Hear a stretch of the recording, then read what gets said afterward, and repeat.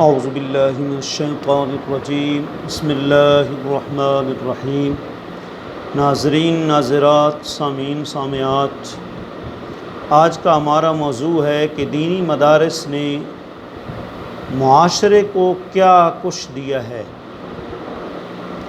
دیکھیں، اللہ کا کرم اور فضل ہے کہ اس وقت یونیورسٹیز اور سکولز اور کالجز کے لیے باقاعدہ حکومتی سطح پر بجٹ منظور ہوتا ہے۔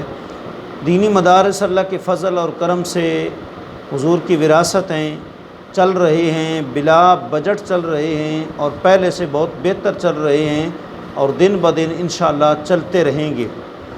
جی، آج کل کا پروفیسر 1.5-2 لاکھ تنخواہ لینے کے باوجود وہ حکومتی بجٹ میں احتجاج کرتا ہے کہ 20%، 10% اضافہ ہونا چاہیے، لیکن الحمدللہ مسجد کا جو امام خطیب ہے 5-10 ہزار اس کی سیلری ہو، پھر بھی اس کا احتجاج نہیں ہے، حالانکہ بڑے افسر اور کیا کہتے ہیں پروفیسر اس کے پیچھے کھڑے ہو کر کہتے ہیں پیچھے اس امام کے اللہ اکبر، لیکن وہ پھر بھی احتجاج نہیں کرتے۔ تو یہ کیا ہے؟ یہ اللہ کا فضل اور کرم ہے۔ حضور نے جو اصحاب صفہ کو تعلیم دی اور قرآن نے ان کی صفت بیان کی، یکسبہم الجاہل اغنیاء من التعفف، کہ دوسرے لوگ ان کو یہ سمجھتے ہیں کہ یہ بالکل بے نیاز ہیں۔ جی، تو حقیقت بھی یہی ہے کہ اللہ کے فضل سے بے نیازی سے دینی طلباء اور مدارس کے علماء جو ہے الحمدللہ کام کر رہے ہیں۔ دینی مدارس نے کیا دیا؟ الف سے لے کر یا تک A to Z دینی مدارس نے بہت کچھ دیا۔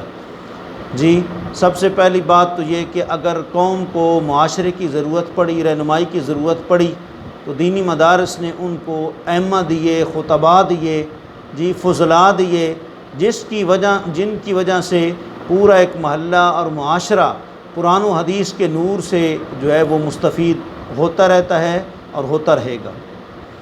اور اگر جہاں کہیں اسلامیات اور مذہبی معاملات میں ضرورت پڑی، وہاں بھی الحمدللہ علماء نے جو ہے وہ بہت کچھ معاشرے کو دیا۔ اگر کہیں ججز کی ضرورت پڑی، جسٹس کی ضرورت پڑی، تو الحمدللہ وہ دینی مدارس ہی نے ہی پڑھا کر آگے بھیجا ہے۔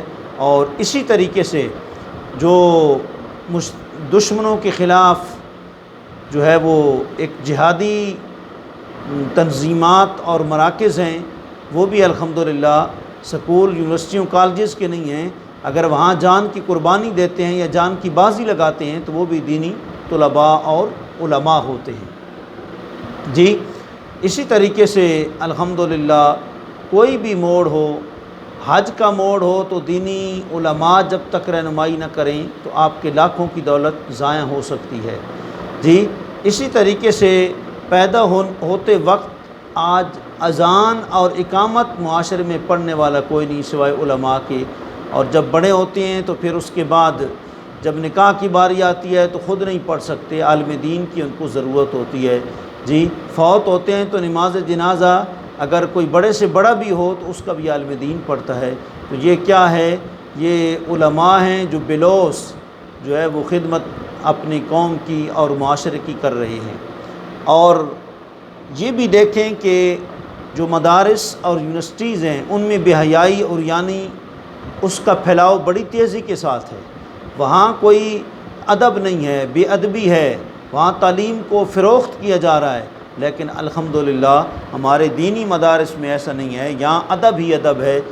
از خدا خواہیم توفیق ادب، بے ادب معروم ماند از فضل رب، کہ ہم تو اللہ سے جو ہے وہ ادب کی توفیق مانگتے ہیں کیونکہ بے ادب ہمیشہ معروم رہتے ہیں۔ من ترک الاداب رد عن الباب، جس نے اداب کو چھوڑ دیا وہ رحمت الہی کے دروازے سے دھتکارا جائے گا۔ الحمدللہ وہاں چھوٹے بڑے کی تمیز نہیں ہے، یہاں چھوٹے بڑے کا احترام ہے، اور اسلام ہمیں احترام ہی کی طرف رغبت دیتا ہے۔ جی، ایک آخر میں ایک لطیفہ جو ایک بہت معنویت اس کے اندر بہت ہے، وہ مطلب پیش کرنا ضروری ہے۔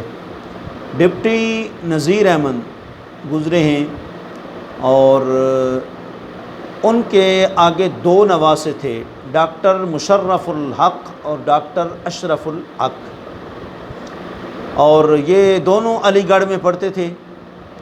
اشرف الحق نے کہا کہ ہمیں نانا ابا نے ایک دفعہ اپنے دفتر میں بلایا جی، تو اشرف الحق کہتا ہے کہ ہم گئے اور سر سید جو ہے وہ بھی اسی دفتر میں موجود تھے جی۔ تو میں نے دیکھا کہ نانا ابا جو ہے بوٹ پہنے ہوئے ہیں اور کرسی کے اوپر بیٹھے ہیں اور میز کے اوپر آگے بوٹ رکھے ہیں۔ تو میں نے ڈاکٹر اشرف الحق کہتے ہیں کہ میں نے نانا ابا کے کان میں کہا، میں نے کہا یہ دیکھو تم نے ٹانگیں کدھر کی ہوئی ہیں؟ سر سید کی طرف۔ یہ کیا ہے جی؟ پیچھے کھینچ لو ٹانگیں۔ انہوں نے آگے سے کہا کہ یہ اسی تعلیم کا نتیجہ ہے جو سر سید نے ہمیں دی ہے، یہ خود تعلیم انہوں نے ایسی دی ہے۔